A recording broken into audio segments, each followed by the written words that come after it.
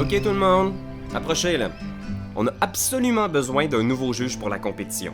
Alors quand il va arriver, il faut tout faire pour le convaincre de rester. On fait comme d'habitude, mais on présente l'île sous son meilleur jour, ok? Fait qu'on teste la force de son esprit en le lançant dans un pit de crabe. Il faut qu'il aime les oranges. Qui veut une orange? Chut, chut, chut, il arrive, ok, c'est bon. Wow! Ah, c'est vraiment beau! La route a pas été trop longue depuis Catane? Est-ce que vous voulez une orange? Non, non, c'est absolument magnifique, hein? C'est cute, c'est chaleureux. Bon, ça manque un peu de mouton, mais... bon. Bon, fait que c'est quoi la job? Ah, c'est tout simple, vraiment. Vous aurez presque rien à faire. On a besoin d'un juge pour notre compétition. C'est un rite de passage sacré pour nos jeunes gardiens. Chaque tour, un aspirant va sur un espace et réclame la ressource ou le pouvoir qu'on y trouve. C'est ça en gros. Oh, super! Placement d'ouvrier, c'est relax. Et chaque plateau-île accorde un bonus. Par exemple, s'il choisit un espace du plateau Chronosium, il va gagner en plus une carte stunt. Une carte qui procure un bonus unique. C'est pas mal ça. Ok, cool. Bon, mais ça se comprend tout seul, dans le fond. Et le jeune gardien a finalement l'option d'essayer de relever un défi de la couleur du plateau où il se trouve. Par exemple, ici, Caïman va tenter sa chance au défi bleu, retenir la chute d'eau. Ah! Soyez témoin de mon exploit! Là, il va rouler des dés pour essayer d'obtenir des symboles correspondant à l'épreuve. Ok, bon, ça a l'air costaud. Hein. Pourquoi il mange des genres de clémentines? Ah oui, ça c'est pour pouvoir rouler plus de dés. Il peut rouler autant de dés que sa valeur de focus, une de ses nombreuses compétences, mais ça, on y reviendra. Mais il peut manger des fruits pour ajouter des dés de sa réserve à son lancer. Ok, puis les genres de coquilles? Ah, les coquilles permettent d'annuler l'effet des X sur les dés danger. Ouch! Oh, souffrance! Oui, parce que les X font perdre un dé pour toujours. Mais une coquille permet de bloquer le X. Il peut ensuite rerouler autant de fois qu'il veut pour obtenir les symboles désirés pour son défi, toujours en relançant avec les dés le dé danger. Oh! Il peut aussi choisir de dépenser 4 coquilles précédemment dépensées pour placer un dé sur la face de son choix ou dépenser 6 coquilles pour rafraîchir ses dés épuisés. Mais on verra ça tantôt. Ok. Ben là, c'est quand même poussé comme compétition. Là. Puis elle fait quoi, là? Petit! Prenez mes oranges! Ah ben, elle affirme sa suprématie comme championne. Ça fait 2 tours qu'elle mène sur la piste des champions, alors elle le traîne dans la poussière au niveau des points. On peut monter sur la piste des champions de différentes façons, en réussissant un défi devant le juge, en accumulant une suite de 3 défis de couleurs différentes, ou simplement en parvenant à toucher une zone sensible d'un des monstres horribles qui attaquent le récif. Des monstres? Non! Parle-lui des diverses spécialités martiales qui débloquent des bonus lors des combats contre les créatures monstrueuses de différents types. Ça, on l'oublie trop souvent. Ben, écoutez-moi, d'où je viens, c'est pas mal plus simple que ça. Là. Vous avez l'air bien sympathique, mais je suis désolé. Désolé. Bon. Là, vous êtes fiers de vous, tout le monde? Manque de focus, visiblement. Qui c'est qui prendrait une orange? Oh! Bateau, j'allais dire. C'est d'occasion. C'est d'occasion. Hey, la voilà, cette belle grosse boîte bien juteuse. Première affaire qu'on voit, Pierre-Louis, c'est quoi? Une grosse boîte bien illustrée? Voilà! Ah, je suis content que tu m'as fait une belle passe à la palette. Mais écoute, oui, on peut pas passer à côté. C'est sûr que quand on a vu Tidal Blades sur Kickstarter, quand les gens commençaient à en parler, le gros truc que le jeu a pour lui, c'est le visuel, l'univers. Ce qui est proposé ici, là, c'est Juste attrayant. la palette de couleurs, déjà, c'est comme, c'est frais, ça donne envie de plonger. Pour vrai, oui. Puis c'est pas pour rien que ça a fait partie de nos jeux les plus attendus dans les dernières années.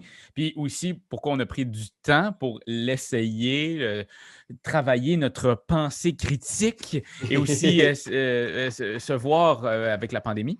Donc, c'est pour ça que ça fait autant de temps, parce qu'il est déjà sorti le jeu, mais là, on a envie de vous en parler, on a envie d'en faire une critique, puis c'est ça. Première affaire qu'on voit, c'est la beauté du jeu. Le travail de Mr. Cuddington, en fait, le développement de cet univers-là, c'est super intéressant. La gang c'est Druid City, hein? Je dis pas de niaiserie. C'est pas de niaiserie. Oui, je pense qu'ils ont vraiment comme développé quelque chose d'intéressant, puis c'est ça donne envie, puis ça motive tout. Tu as vraiment l'impression que c'est pas un univers plaqué. Il y a vraiment comme cette cette quête-là ce défi-là, dans le fond, de se promener sur les îles, de devenir le héros de ces îles-là, c'est vraiment intégré dans le jeu, puis c'est super intéressant à ce niveau-là. Est-ce que cette idée-là est novatrice? Je veux dire, c'est pas des guerres, c'est pas de l'agriculture d'oranges et de mollusques. Forcément, ça donne un peu le goût de le comparer à d'autres jeux sur Kickstarter qui sont arrivés comme ça avec des univers forts comme Gloomhaven, Scythe, même que le comparatif à Scythe, en plus, c'est un placement d'ouvriers, fait que ça donne le goût parce que ces jeunes héros-là qui passent des défis pour prouver leur valeur, puis chaque fois qu'ils ont des échecs aussi, leurs compétences s'améliorent. Il y a quelque chose d'un peu... La philosophie au cœur du jeu est quand même un peu attendrissante, différente, un petit peu à l'encontre des concepts très violents, très guerriers qu'on voit tout le temps. Fait que non, l'univers a vraiment beaucoup de gueule. Chaque héros... Tu fais des points quand le juge, il te voit performer. Il fait comme, hey, il est bon, lui, il m'a donné des points de plus.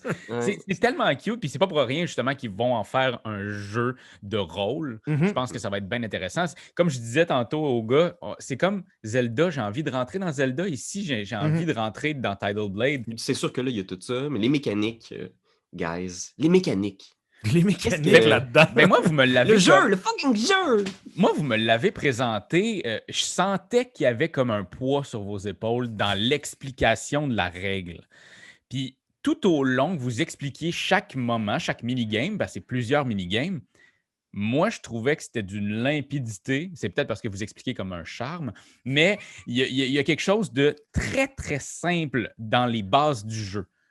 C'est sûr qu'il y a le cliché de l'explicateur, de la personne qui explique les jeux, qui part en disant tu vas voir, c'est facile dans le fond. Ça a l'air compliqué, mais c'est facile. Il y a vraiment... Moi, je me suis senti imposteur souvent en expliquant le jeu. C'est que je le sais que tu dis c'est 5 minigames, mais dans le fond, tu as 5 îles, mais tu as aussi la barre avec les points que tu avances, que ça aussi, techniquement, il y a une minigame derrière parce que ton plateau personnel aussi. C'est ça, ton plateau personnel aussi, c'est toutes des minigames éventuellement. Tu sais, quand tu vas battre les monstres aussi, éventuellement, c'est une minigame de le ban, mais il faut que tu ailles t'investir dans la metagame pour que quand le monstre s'en va, là, tu ne perdes pas des points non plus. Vois-tu, là, j'ai joué puis tu as dit metagame, ça m'a perdu complètement.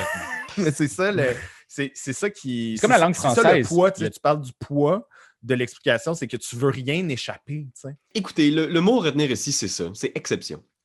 Parce que la base du jeu est effectivement assez simple, vous l'avez vu, mais il y a toujours ces petites exceptions-là qui sont, je vais saluer quand même, là, toujours ou presque toujours cohérentes avec l'histoire. Par exemple, si tu réussis beaucoup de challenges dans une couleur donnée, mais tu vas développer une certaine spécialité martiale contre un certain type de monstre. Et là, c'est important de ne pas oublier que si tu as cette spécialité-là, tu as un dé bonus pour affronter ces monstres-là. Mais là, qu'est-ce qui risque d'arriver? Tu risques d'oublier ça. Parce que ton cerveau, c'est un cerveau d'humain fait en steak haché. C'est pas une Switch, c'est pas un ordi, tu sais. Si c'était un jeu vidéo, ça serait méga simple. Si tu avais joué 10 games, ce serait simple. Tu serais habitué à ça. Mais les premières games, il y a beaucoup de petites exceptions puis d'administration que si tu oublies, ça se peut que ça scrape en partie ta game puis tu fasses comme « Oh man, j'ai tellement oublié l'autre fois. Quand j'ai fait ces preuves-là, il fallait que je monte mes cadrans ici ou j'ai oublié, man! J'ai oublié, tantôt j'ai fait ça devant le juge. J'aurais été censé monter sur le champion track. Fait que là, c'est moi qui aurais été en tête. Fait que là, c'est moi qui aurais gagné ce point-là, mais là, c'est trop tard, j'imagine. C'est super anticlimatique quand moi, j'ai fait quelques games solo du jeu. Puis tu backtrack ou tu arrives en fin de partie puis tu fais comme ce pouvoir-là que j'ai gagné au début de la game, je ne l'ai jamais utilisé. Est-ce que je me donne 6 points puis je fais vraiment un meilleur score ou j'assume que je l'ai oublié? C'est sans doute pour ça que j'ai fait 12 points sa dernière game pendant que vous autres, vous en avez fait 24, 27. Là. Mais je comprends qu'il y a des gens qui sont peut-être en train de faire comme tu game, vous capotez un peu, vous n'aimez pas tant les gros jeux. À chaque fois qu'il y a des règles, on dirait que ça vous fait chier. Je pense qu'il y a une nuance importante à établir. Le fait qu'il y ait des règlements, c'est correct. Je veux dire, on a tous appris du mieux qu'on pouvait Pathfinder, par exemple, puis c'est un livre qui a genre quasiment 500 pages de règlement. C'est correct. On est capable de vivre avec ça, mais quand le jeu te demande de toi faire un job qu'un ordi ferait dans un jeu vidéo, en faisant, puis ça, c'est super important, oublie pas ça. À chaque tour, il faut que tu fasses ça. À chaque fois qu'un joueur fait telle action, il faut que tu fasses ça. Ce qui arrive, c'est que ton cerveau, il est à 30, 40, 50% dédié à te souvenir de l'administration qu'il faut que tu fasses dans le jeu. Puis ça, personnellement, subjectif, on s'entend. Moi, ça me fait chier. C'est pas pour ça que je viens jouer à des jeux avec mes amis. C'est pas pour Ouais. faire de la gestion de oublie pas, faut que tu déplaces l'arbitre à chaque fois. Genre, OK, oublie pas, faut que je check le checklist. Parce qu'en plus, quand tu passes dans ta tête, puis c'est un jeu de dés puis de probabilités, tu veux dédier ton cerveau à ces probabilités-là, à ton puzzle, Puis à à ton casse-tête. l'excitement aussi de Ouais. réussir ou d'échouer, tu sais. Effectivement. Il y a quelque chose aussi qui fait qu'après une partie de Tidal Blade, tu es en sueur et épuisé. C'est un peu ça. C'est toute l'idée de ne pas oublier ces petites règles-là. Et le backtrack anticlimatique aussi peut faire chier dans la fin de ta game. Fait il faut vraiment soit que tu sois avec quelqu'un qui a joué plusieurs games à tes premières parties. Mais moi, on dirait que j'ai comme pas envie de dire à des gens Hey, vous avez jamais joué à Tidal Blade, vous êtes 4. Allez-y. Non, c'est ça. Non. Idéalement, tu as Punk un un DM. coach. Ouais, idéalement, tu as Ouais. un DM. Mais puis c'est ce que j'ai trouvé intéressant aussi, puis on va pouvoir y revenir là, au niveau des tours de jeu puis de l'investissement des autres joueurs autour de la table. Mais moi, je l'ai vraiment vécu comme même si certains tours de tes adversaires est un petit peu plus longuet, Mhm. j'aime ça m'investir, moi, puis de faire comme Ah oui, mais t'as oublié ce pouvoir-là. Ah oui, mais regarde ça. Ah, mais si tu fais, tu sais, genre, de discuter avec la personne puis de voir, c'est pas tant un jeu, à mon sens, pour les gens qui jouent dans leur coin puis font leur petite affaire. Je trouve qu'il prend son sens quand ça devient plus social. Mais il y a comme un aspect push your luck dans ces défis-là que je trouve excessivement intéressant. Une autre partie des minigames, Ouais. c'est quand tu lances tes dés pour réussir les défis, tu peux défausser un coquillage pour rebrasser si tu en fait, pour pas perdre de Il y a dés. plein de petites règles à ce niveau-là, tu sais, mais je pense que moi, je trouve ça intéressant dans les jeux de dés quand tu peux mitiger le hasard. Puis là, il y a plusieurs manières de le faire, tu sais. Mhm. Ouais, moi, les coquilles, c'est intéressant, justement, que tu puisses te protéger des dés de danger avec les coquilles. Puis quand tu en as suffisamment utilisé, ça veut dire que tu as bloqué beaucoup de dangers, mais tu peux dépenser ces coquilles-là pour mettre un dé sur la face de ton choix. Puis effectivement, c'est une bonne façon de tempérer le hasard. Ce que je trouve intéressant, c'est qu'on peut spécialiser des dés. C'est qu'à chaque journée, là, à chaque fin de journée, on peut prendre un dé et aller le spécialiser dans certains domaines, puis ça va t'aider à réussir plus de défis. Donc, pour moi, de faire C'est une autre manière de un jeu de dés mitiger. évolutif Ouais. dans ta game, Ouais. c'est quand même cool, là. Ouais, moi, Je suis un je- amateur oui. de dés, à base. Fait que c'est sûr que là, moi, les probabilités Ouais. avec des dés, ça me fait capoter, là. Moi, je dois dire, par exemple, là, tu sais, on a joué à beaucoup de bons jeux de dés dernièrement. Puis je pense qu'il y a certaines façons de jouer à Tidal Blades. Tu sais, dernièrement, j'ai fait beaucoup de moteurs de même, là, où est-ce que j'avais tellement de coquilles que je pouvais toujours dépenser Oh. des coquilles pour obtenir le dé que je voulais. Et à ce moment-là, je sentais que dans ces façons d'aborder le jeu-là, le dé devenait un peu accessoire. Tu comprends ce que je veux dire? Puis en plus, on a tellement ridiculement peu de dés, tu sais. Même, mettons, une bonne main de dés, là, tu sais, 4-5 dés, man, t'as beaucoup de dés, là, genre, Ouais. wow, arrête. Ouais. Tu sais, puis la plupart du temps, en plus, si tu as un gros dé de guilde, tu sais pas mal ce que tu vas pogner dessus. Tu as des bien bonnes chances de pogner les 2 symboles que tu veux. Fait que je dois dire qu'il y a des façons de jouer le jeu qui est plus risque-récompense, où tu sens que c'est vraiment un jeu de dés, mais il y a plein de façons de jouer le jeu où j'avais l'impression que je m'en foutais de ce que je roulais. J'étais juste, on va voir ce que je vais rouler. Puis sinon, Non, Ça dépend ok. tellement comment tu joues parce que Non. les dés, contrairement aux autres jeux de dés plus classiques qu'on a pu jouer, c'est des ressources aussi, j'ai Exact. l'impression, dans ce Ouais. jeu-là. Donc, moi, la plupart des games que j'ai joués, j'essayais de les dépenser le plus rapidement possible. Puis je pense que c'est ce genre de mécanique-là qui a une économie tellement serrée que si tu es rendu avec beaucoup de dés, tu n'es pas en train d'être optimal, tu sais. Exact. Si tu as trop de coquilles, c'est parce que, ben oui, tu es en train de jouer la game safe, mais tu n'es pas en train d'optimiser. Tu as passé beaucoup de tours à aller chercher tes coquilles, tu sais. Exact, mais Fait tu sais, en même temps, moi, c'est ça que j'aime d'un jeu de dés. Tu sais. Ce que j'aime d'un jeu de dés, c'est que tu brasses puis t'es comme en way. Ouais. Il y a comme un drôle d'équilibre dans un jeu de dés. Là. Si finalement, tu as trop de façons d'obtenir exactement ce que tu veux, pourquoi tu as des dés? Fais juste obtenir ce que tu veux. Tu comprends ce que je veux dire? Ouais. Puis dans absolument. Tidal Blades, ça dépend de quel bord tu l'explores, mais les dés peuvent être un peu genre juste une ressource finalement. Plutôt que de juste aller faire ça puis d'aller chercher le symbole que je veux, je vais rouler une couple de fois, je vais mettre quelques coquilles. Ça a pris un petit peu plus de temps que d'aller chercher la ressource que je voulais, mais je l'ai eu au final, tu sais. Puis moi, ça m'est arrivé souvent d'être handicapé par un dé évolué. Ouais, Ah. ouais. Genre de faire, hey, tu sais, je vais l'évoluer. Ah, il est rendu au top des rouges. Mais je veux pas, je Mais vais aller faire des finalement, combats. mais c'est ça, mais finalement, je regarde mes cartes ou je regarde les cartes qui sont disponibles comme défi, puis je suis comme, ben là, je vais faire le hasard, je vais en prendre 2, je vais espérer du rouge, puis c'est que du bleu qui sort. Je suis comme, fuck, il faut que Ben j'aille là, c'est trouver pas un des... problème du jeu, ça, Raph. Je pense que c'est un problème du joueur. Non, j'ai pas Un dit que mauvais c'était un problème. investissement. J'ai pas dit que c'était le jeu le problème là-dessus. J'ai dit que ça m'est arrivé d'être handicapé par des dés. Je voulais juste vous parler d'une anecdote, moi, C'est une là. victime. C'est une victime. Je vous haïs. Moi, ce que j'aimais beaucoup dans ce jeu-là, c'est le nombre d'opportunités qu'on a devant nous. Tu sais. Mhm, On mhm. a tellement devant nous à faire qu'on ne fera pas le 1/8e. Non, j'exagère. Là, j'exagère.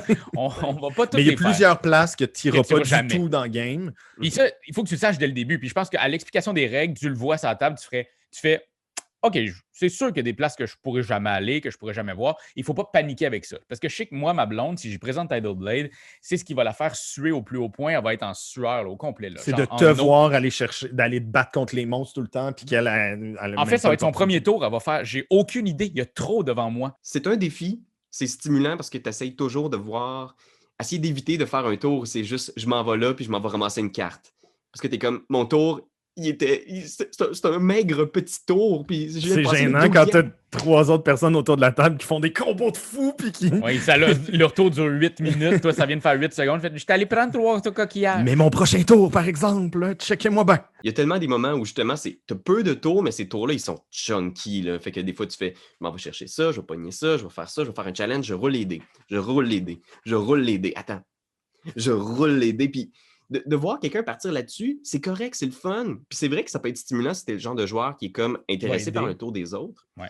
Mais en même temps, je dois l'admettre, les tours des autres ont très, très peu d'incidence sur ce que toi, tu vas faire. Tu sais. Mhm.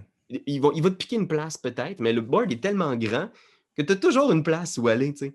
Fait que je dois avouer, ça m'est arrivé quelquefois que je suis parti aux toilettes pendant 5-6 minutes, puis je revenais, puis le tour d'un joueur était encore en cours. Le mien d'habitude. Ouais. Celui de doyen d'habitude.